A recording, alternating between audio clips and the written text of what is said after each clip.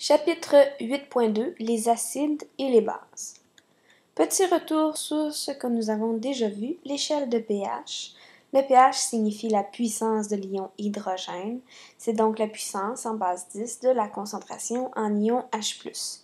Lorsqu'on veut calculer la concentration en ion H+, on doit faire 10 à la moins le pH. Si on inverse l'équation et on veut trouver le pH, on doit faire moins log de la concentration en ion H+. Petit exemple, quelle est la concentration en ion H+ d'une solution dont le pH est 8? Je dois faire 10 à la moins le pH, donc 10 à la moins 8. Maintenant, si je veux savoir le pH d'une solution où la concentration en ion H+ est de 0.0035 mol par litre, je dois faire moins log de la concentration en ion H+, et je retrouve le pH. La constante d'ionisation de l'eau, alors on sait qu'à 25 degrés Celsius, l'eau, elle est neutre, donc elle a un pH de 7. Et l'eau libère autant d'ions H+, que d'ions OH-, tel qu'on le voit dans la réaction qui est là. Nos coefficients stoichiométriques est du 1 pour 1 partout. Donc, l'eau a une concentration en ions H+, de 1 fois 10 à la moins 7 mol par litre, étant donné qu'elle a un pH de 7, et sa concentration en ions OH- est également de 1 fois 10 à la moins 7 mol par litre, parce que la concentration en ion H+ est égale à la concentration en ion OH-. Le pH est de 7, c'est neutre. Alors, si on veut la constante d'ionisation de l'eau, ce sera la concentration en ion H+, multipliée par la concentration en ion OH-. Ça veut dire qu'à 25 degrés Celsius, on obtiendra une constante d'ionisation de l'eau de 1 fois 10 à la moins 14. Nous allons travailler en général à 25 degrés Celsius, mais il faut savoir que cette constante-là peut légèrement varier dépendant de la température. Ce qui est écrit ici. Alors, la théorie d'Arrhenius, c'est ce qu'on a toujours dit au niveau des acides et des bases. Elle définit un acide comme une substance qui, en solution aqueuse, libère des ions H+. Donc, si je prends par exemple de l'acide chlorhydrique, HCl, ça libère deux ions, le H+, et le Cl-, aqueux. Donc, vu qu'il y a des ions H+, c'est considéré comme un acide. Une base, maintenant, c'est une substance qui, en solution aqueuse, donc dans l'eau, libère des ions OH-. Par exemple, le NaOH libère des ions Na+, et des OH-, et c'est les ions hydroxyde OH- qui confèrent la propriété basique à cette base. Par contre, cette théorie-là, elle a malheureusement quelques limites. Elle ne convient qu'aux solutions aqueuses. Et il y a certaines solutions où il n'y a pas d'eau, et pourtant, on se retrouve avec des pH acides ou basiques. Elle ne permet pas d'expliquer le comportement basique de certaines substances qui ne contiennent pas d'ions OH-. Par exemple, le NH3. Alors, si on prend le pH du NH3 dans l'eau, on s'aperçoit que le pH est basique. Pourtant, ça ne s'explique pas. Donc, on doit élaborer une théorie qui est plus complète pour mieux comprendre les acides et les bases. Et c'est Bronsted-Lowry qui a élaboré cette nouvelle théorie-là. Alors, on va prendre l'exemple justement du NH3 dans l'eau, où on ne voit aucun ion OH- dans la formule chimique du NH3. Si on regarde plus en détail, pourtant, l'eau, elle va donner un ion H+ à la molécule de NH3.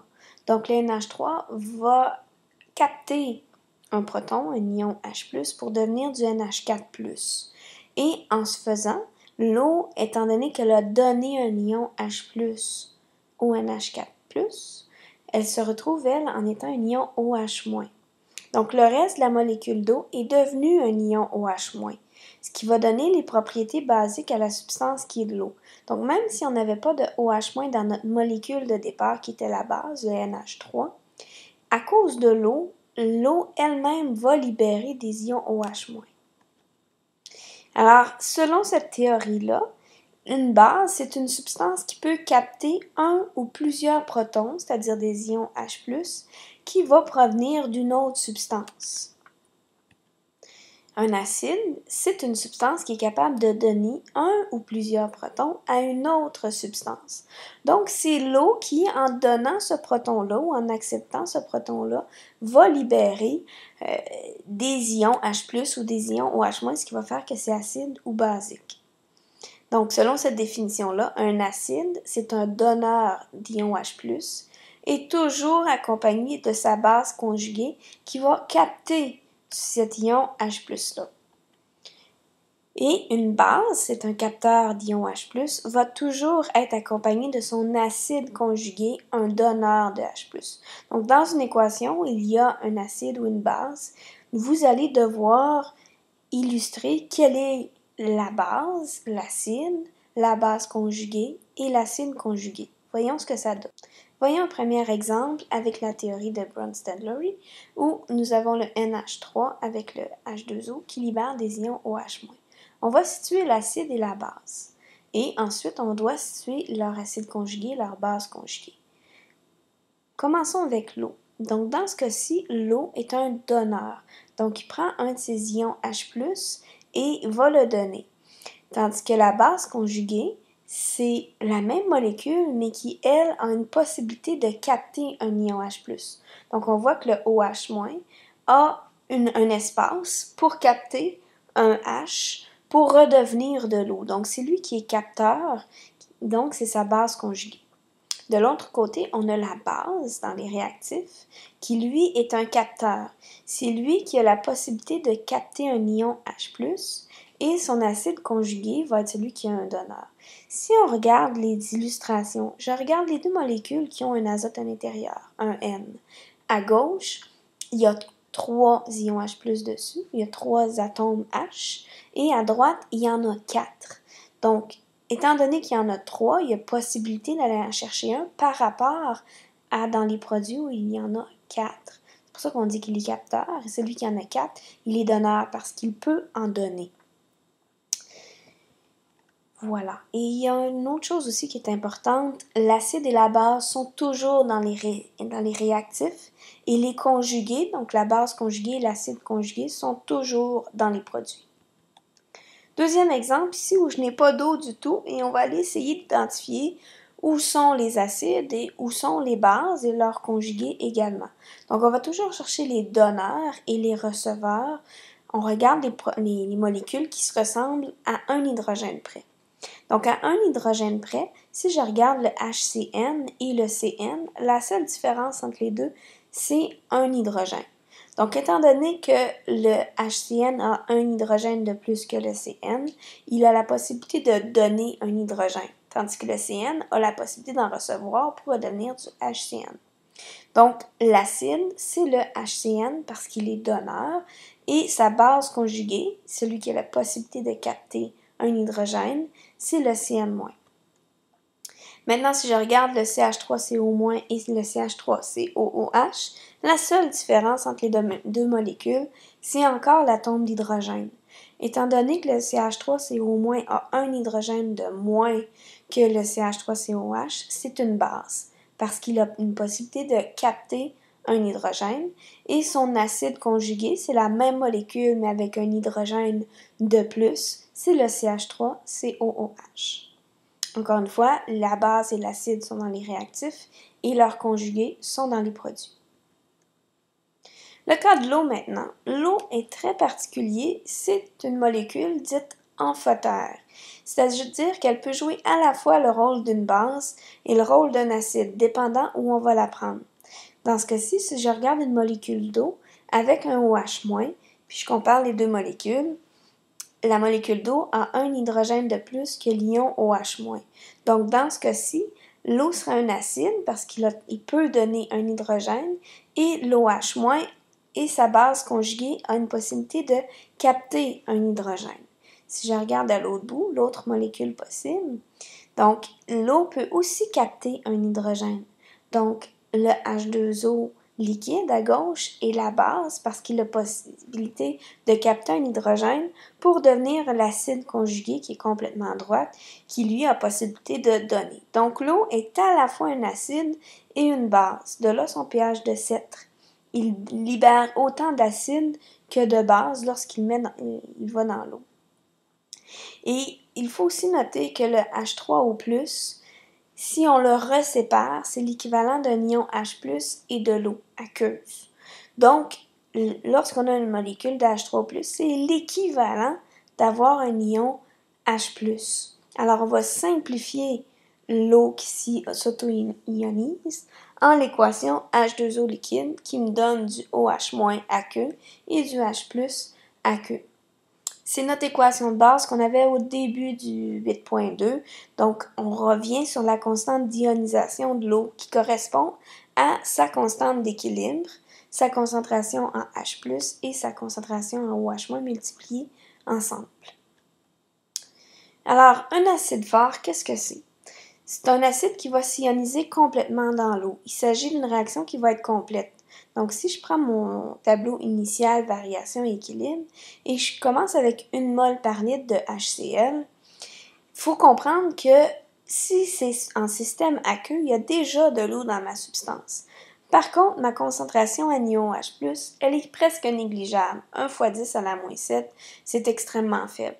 Donc, quand on va faire ces numéros-là, on va négliger la concentration initiale de H+, donc on va considérer qu'elle est de 0. Si j'ai un acide fort, il va s'ioniser au complet, donc toute la quantité de HCl va se transformer en H+ et Cl-. À l'équilibre, on va donc avoir 1 mol par litre de H+ et 1 mol par litre de Cl-.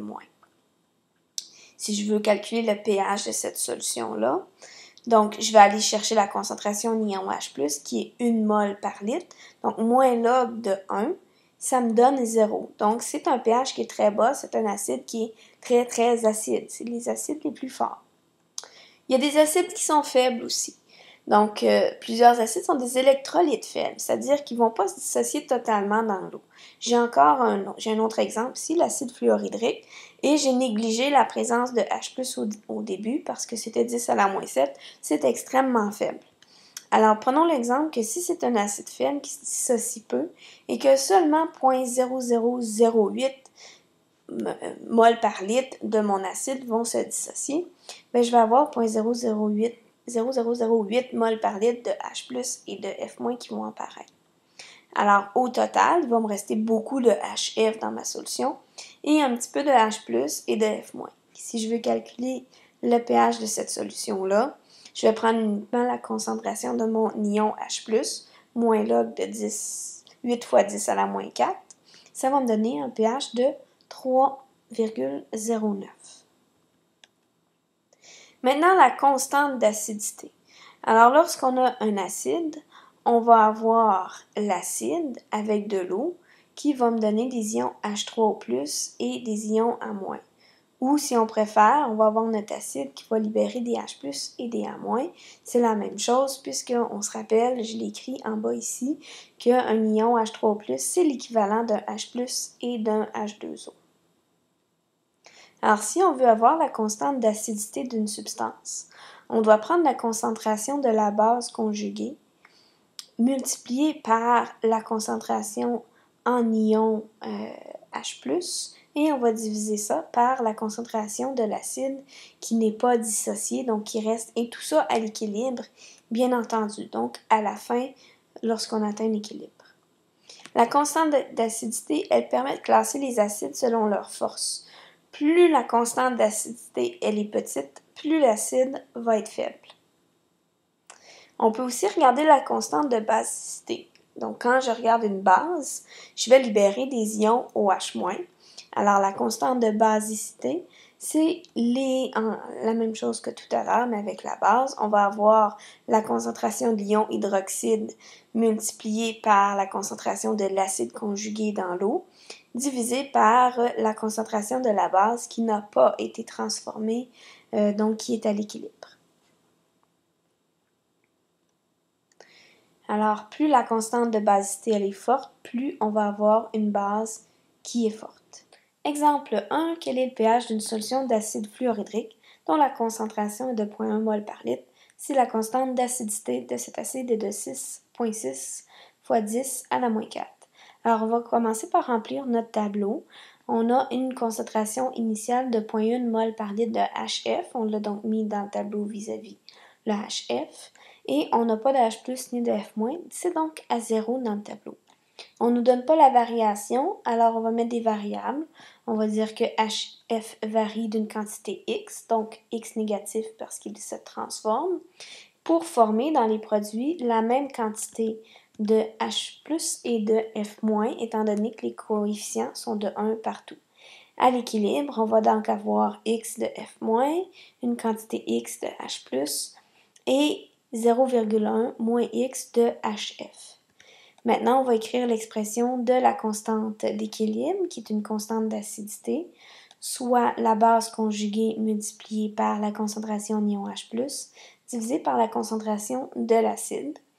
On va mettre les chiffres là-dedans. Donc, on a la constante d'acidité, elle est donnée, et on a les concentrations de chacun des réactifs et des produits à l'équilibre. Si on isole X, on s'aperçoit qu'on a une équation de deuxième degré. Alors, il faut la résoudre. Vous pouvez prendre votre papier et votre crayon pour la résoudre. Et vous allez arriver avec deux valeurs possibles pour X, soit 7,8 10-3 ou 8,5 10-3 négatif. Alors, il faut en rejeter une des deux. Il y en a une des deux qui n'est pas plausible. Bien évidemment, ça va être le chiffre négatif. Donc, étant donné qu'il est négatif, on ne peut pas avoir une variation qui est négative. Le X est une valeur absolue. L'autre possibilité pour rejeter un chiffre, c'est que la réponse 0,1 moins X aurait donné un chiffre négatif. Donc, ça aurait aussi pu être un problème. Alors, on va donc garder 7,8 fois 10 à la moins 3 pour la valeur de X. Alors, à partir de là, j'ai rempli le tableau pour vous avec les différentes concentrations à l'équilibre. Notre question était de trouver le pH. Alors, pH, c'est moins log de la concentration en ion H+, qui était la valeur de X directement dans ce cas-ci. Alors, nous avons un pH de 2,1. Alors, deuxième exemple, une solution d'ammoniac à 0,40 mol par litre à un pH de 11,4. Quelle est la constante de basicité de cette substance? Alors, je vais premièrement énoncer la constante de basicité, qui est l'acide conjugué, B+, multiplié par la concentration en ion OH-, divisé par la concentration de la base qui n'a pas été dissociée à l'équilibre. Donc, le NH4+, multiplié par les ions OH-, divisé par le NH3, qui est ma base dans ce cas-ci. Dans un premier temps, je vais calculer la concentration en ion H+, à l'aide du pH. Donc, 10 à la moins le pH va me donner la concentration en ion H+. Étant donné que la constante de dissociation de l'eau est la concentration H+, fois la concentration de OH-, c'est égal à 10 à la moins 14. C'est une constante qui est connue, que vous devez connaître. À partir de celle-là, on peut y trouver la concentration d'ions OH-. Donc, je vais isoler les ions OH- dans cette équation-là à partir de mon concentration en ions H+. Donc, 10 à la moins 14 divisé par la concentration en ions H+, 3,78 10 à la moins 12, ça va me donner ma concentration en ions OH-. Alors, je vais prendre mon tableau initial, variation et équilibre. Je vais faire mon tableau et je vais aller entrer les concentrations que je vais avoir. Alors, j'ai calculé tout à l'heure ma concentration en ion OH-. Je vous donne une deuxième méthode qui est ici à partir du POH. Alors, vous avez 2,51 fois 10 à la moins 3, c'est la concentration en ion OH-. Je vais remplir le reste de mon tableau. J'avais pas de OH- initialement, c'était une très faible quantité qu'on va négliger, 10 à la moins 7. Alors, j'ai varié de 2,51 fois 10 à la moins 3 et j'en avais pas initialement. Vu que c'est du 1 pour 1, s'il y a 2,51 10 moins 3 mol par litre de OH- qui sont apparus, ça veut dire qu'il y a 2,51 10 moins 3 mol par litre de NH3 qui a réagi. Et la même quantité en NH4+, est aussi apparue en même temps. Donc, je vais avoir besoin de mes quantités qui sont à l'équilibre parce que ma constante de basicité se calcule toujours à l'équilibre. Alors, je vais faire mon opération, 0,4 moins 2,51 10 moins 3. Ça me donne ma concentration à l'équilibre de NH3, 0,39788 mol par litre.